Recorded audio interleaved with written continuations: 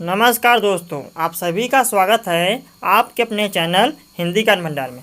आज का हमारा टॉपिक है वर्णमाला। यह हमारा वर्णमाला से रिलेटेड दूसरा वीडियो है। इससे पहले हमने एक वीडियो बनाया हुआ है जिसमें वर्णमाला किसे कहते हैं, वर्ण किसे कहते हैं, सारा चीज़ हमने कवर किया है। इस वीडियो में हम वर्ण के भेद, स्वर तथा व्यंजन को कवर करेंगे। यदि आपने पहली वीडियो नहीं देखा है आप उसको जाके देख सकते हैं, जिसका लिंक ऊपर कार्ड पे और नीचे डिस्क्रिप्शन में दे दिया गया है। वीडियो शुरू करने से पहले एक निवेदन, यदि आप हमारे चैनल पर पहली बार आए हैं तो इसी प्रकार की वीडियो पाने के लिए हमारे चैनल को सब्सक्राइब करके बेल आइकन भी दबा दें। तो चलिए आप शुरू करते हैं। वर्णमाला, जैसा कि हमने पिछले वीडियो में पढ़ा है कि हिंदी वर्णमाला में 52 वर्ण होते हैं। तो इस वीडियो में हम बस ये जानेंगे कि उन वर्णों के भेद कितने होते हैं। तो देखिए, वर्ण के भेद। वर्ण के दो भेद होते हैं। कौन कौन से होते हैं? पहला होता है स्वर और दूसरा होता है व्यंजन। तो दो भेद हो गए, पहला स्वर, दूसरा व्यंजन। तो हम पहले भेद से पढ़ते हैं। तो पहला होता है स्वर। तो आइए स्वर देखते हैं कि स्वर किसे कहते हैं। स्वर, स्वर वे वर्ण हैं जिनके उच्चारण के लिए किसी दूसरे वर्ण की सहायता की आवश्यकता नहीं होती है, वे स्वर कहलाते हैं। मतलब कहने का तात्पर्य है कि वह बिना किसी अन्य वर्ण की सहायता से उच्चरित हो सकते हैं। मतलब उनको उच्चारण करने में किसी और वर्ण की सहायता में नहीं लेनी पड़ेगी, तो वह होते हैं स्वर।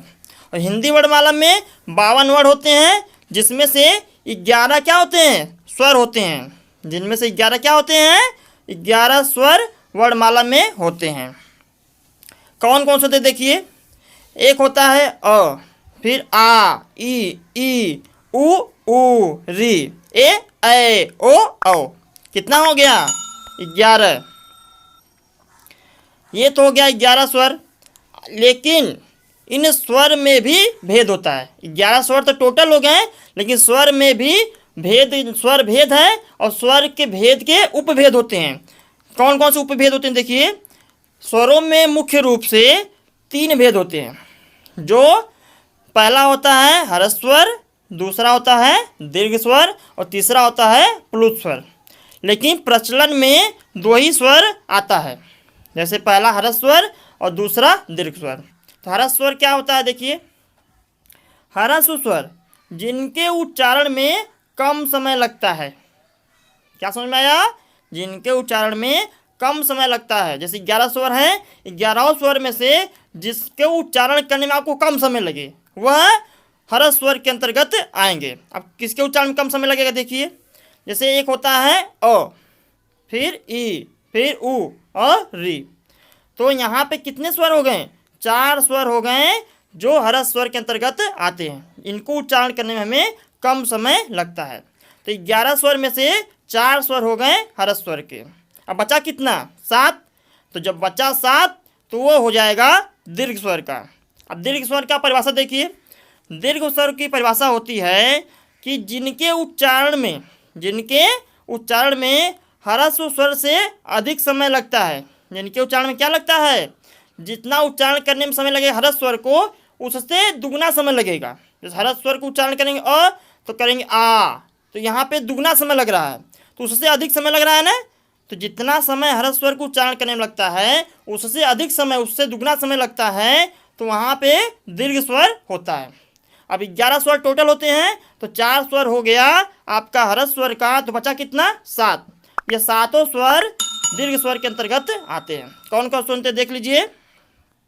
एक होता है आ, फिर ई, उ, ए, ओ। देखिए समय लग रहा है ना। उच्चारण करने में उससे ज़्यादा समय लग रहा है। ज़्यादा क्या? पूरा दुगना समय लगता है। तो जहाँ पे उच्चारण करने में कम समय लगे वह हो जाएगा ह्रस्व स्वर, और जहाँ पे उससे ज़्यादा समय लगे, उसके अपेक्षा दुगना समय लगे, वह हो जाएगा दीर्घ स्वर। ये तो हो गया स्वर की बात। अब चलिए हम बात कर लेते हैं व्यंजन की। व्यंजन जिन वर्णों का उच्चारण स्वरों की सहायता से होता है। किसकी सहायता से? ऊपर जो आप पढ़े स्वर, उनकी सहायता लेनी पड़ती है, उन्हें हम व्यंजन कहते हैं। जैसे देखिए होता है क। क्या होता है? क। तो क लिखा जाता है ऐसे, ये हो गया क। तो ये आधा क है, इसमें स्वर नहीं लगा है, लेकिन इसको आप उच्चारण नहीं कर पा रहे हैं। ऐसे बोलेंगे तो बोल सकते हैं आधा क है, लेकिन आधा क ऐसा इसका शुद्ध उच्चारण हुआ नहीं। इसको उच्चारण करिए, कर ही नहीं सकते। जब इसमें स्वर जुड़ जाएगा, जब इसमें स्वर जुड़ गया क्या, अ, अब बराबर हो गया क। अब इसका उच्चारण आसानी से हो जा रहा है।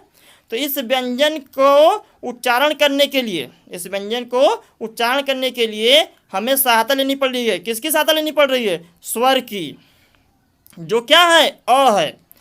तो ऐसे ही जितने व्यंजन होते हैं सबके साथ होता है, यही नहीं कि क के साथ, जितने व्यंजन हैं सभी के साथ ऐसा होता है। बिना हम स्वर की सहायता से, बिना उसमें स्वर जोड़े हम व्यंजन का उच्चारण ही नहीं कर सकते हैं, उसका उच्चारण होगा ही नहीं। तो अब देखिए हिंदी वर्णमाला में 11 स्वरों को छोड़कर शेष सभी वर्ण क्या होते हैं? व्यंजन होते हैं। अतः व्यंजनों की संख्या कितनी हो गई? 41। ये तो हो गया व्यंजन की बात कि अब स्वर निकल गया, क से लेके लास्ट तक जितने भी व्यंजन बचे, जितने भी वर्ड बचे वो सारे क्या हो गए? व्यंजन हो गए। लेकिन एक ध्यान देने वाली बात है कि क से लेकर म तक व्यंजनों को 5 वर्गों में बांटा गया है, जिसको परीक्षा में पूछता भी है हिंदी व्यंजन में कितने वर्ग होते हैं, तो आप क्या जवाब देंगे? 5 वर्ग होते हैं। कौन कौन से वर्ग होते हैं? क से लेकर म तक के अक्षरों को, जो वर्ण है, जो व्यंजन है, उसको तो बांटा गया है, लेकिन वर्ण, जो वर्ग का नाम है, उसको क्या कहेंगे? तो जो पहला अक्षर रहेगा, जैसे जो पहला अक्षर रहेगा वही वर्ग का नाम हो जाता है। जैसे पहला अक्षर क्या है? क, तो क हो गया आपके वर्ग का नाम। तो आपका पहला वर्ग क्या हो गया? क वर्ग। और प्रत्येक वर्ग में 5 अक्षर होते हैं। तो क वर्ग हो गया। तो क वर्ग में क्या क्या अक्षर आएगा? क ख ग घ अंगा, क ख ग घ अंगा। ये हो गया क वर्ग के अक्षर, क वर्ग के व्यंजन। तो प्रत्येक वर्ग में 5 अक्षर आएगा। तो क वर्ग में हो गया क ख ग अंगा। दूसरा वर्ग होता है च वर्ग। च वर्ग में क्या क्या आएगा? च छ ज झ इया। क्या क्या आएगा? च छ ज झ इया। और तीसरा वर्ग होता है ट वर्ग। ट वर्ग में होता है ट ठ ड ढ अड़ा। और चौथा वर्ग होता है त वर्ग। त वर्ग में क्या होता है? त वर्ग में होता है त थ द ध न, त थ द ध न। और लास्ट होता है आपका प वर्ग, जिसमें 5 अक्षर होता है। जो कौन कौन से होते हैं? कौन कौन से होते हैं? प फ ब भ म। कौन कौन से होते हैं? प फ ब भ म। ये तो हो गया वर्ग की बात, ये इंपॉर्टेंट था। अब हम बात करेंगे व्यंजन के भेद की। ये तो हो गया व्यंजन, हमने पढ़ लिया कि 11 स्वर होते हैं। 11 स्वर को छोड़ के शेष सभी वर्ण जो होते हैं 41 के 41 वह व्यंजन होते हैं। लेकिन व्यंजन में भी भेद है। अब व्यंजन के भेद देखिए। व्यंजन के भेद, पहला भेद देखिए। पहला भेद होता है स्पर्श व्यंजन।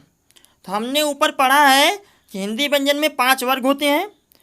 उन पाँचों वर्गों के सभी वर्ण, उन पाँचों वर्गों के सभी वर्ण स्पर्श व्यंजन होते हैं। क से लेकर म तक जितने भी व्यंजन हैं सभी स्पर्श व्यंजन के अंतर्गत आएंगे। कभी कभी परीक्षाओं पूछ लेता है कि आप वर्गों के उच्चारण स्थान बताइए। जैसे क वर्ग का उच्चारण स्थान बताइए, तो आप सभी वर्ग के उच्चारण स्थान को भी जानते रहिए। क वर्ग का उच्चारण स्थान होता है कंठ। च वर्ग का उच्चारण स्थान होता है तालु। ट वर्ग का उच्चारण स्थान होता है मूर्धन्य। त वर्ग का उच्चारण स्थान होता है दंत। और प वर्ग का उच्चारण स्थान होता है ओष्ठ। ये भी आप जानते रहिए। आगे देखिए, अगला व्यंजन का भेद है अंतस्थ व्यंजन। क्या है? अंतस्थ व्यंजन। इसके अंतर्गत आपके 4 व्यंजन आते हैं। कौन कौन से व्यंजन आते हैं? य र ल व। ये चारों अंतस्थ व्यंजन के अंतर्गत आते हैं। और अगला होता है ऊष्म व्यंजन। ऊष्म व्यंजन के अंतर्गत आपके 4 व्यंजन आते हैं। स स स ह, मतलब संकर स, खट्टी स और छोटा स, उसके बाद ह। ये चारों ऊष्म व्यंजन होते हैं। अब आगे देखिए, अगला होता है संयुक्त व्यंजन। यह मूल व्यंजन नहीं होते हैं, यह व्यंजनों को जोड़ के बनाए जाते हैं। तो इसके अंतर्गत भी 4 व्यंजन होते हैं। कौन कौन से होते हैं? छ, त्र, ज्ञ और स्र। तो संयुक्त व्यंजनों को मिला के बनाए जाते हैं। तो कैसे ये बनते हैं ये भी आप जान जाइए। जो छ बनता है आपका क और मूर्धन्य स से मिलकर बनता है। क और मूर्धन्य स या कहिए या क और खष्टी स कहिए। और जो आपका त्र होता है वो त और र से मिलकर बनता है। जो आपका ज्ञ होता है वह ज और इया से मिलकर बनता है।